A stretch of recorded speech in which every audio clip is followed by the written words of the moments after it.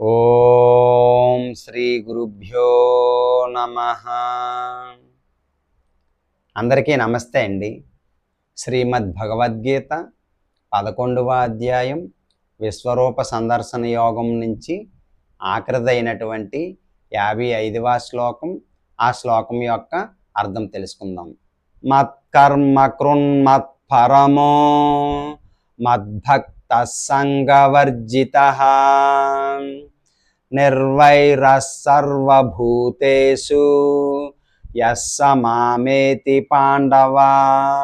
ఓ అర్జున, కామ్యకర్మలు, మానసిక కల్పనమనే కల్మశాల నుండి విముక్తుడై నా విశుద్ధ భక్తియుత సేవలో నెలకొనేవాడు, నా కొరకే కర్మ చేసేవాడు, నన్నే తన జీవిత పరమలక్ష్యంగా చేసుకునేవాడు, ప్రతి జీవుని ఎడల మైత్రితో ఉండేవాడు నిశ్చయంగా నన్ను చేరుకుంటాడు.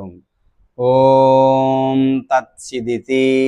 శ్రీమద్భగవద్గీతాసు ఉపనిషత్సు బ్రహ్మ విద్యాయాం యోగశాస్త్రే శ్రీకృష్ణార్జున సంవాదే విశ్వరూపదర్శన యోగో నామ ఏకాదశోధ్యాయః.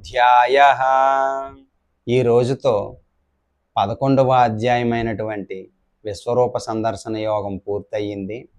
రేపు 12వ అధ్యాయం మొదటి శ్లోకంతో మళ్ళీ కలుసుకుందాం.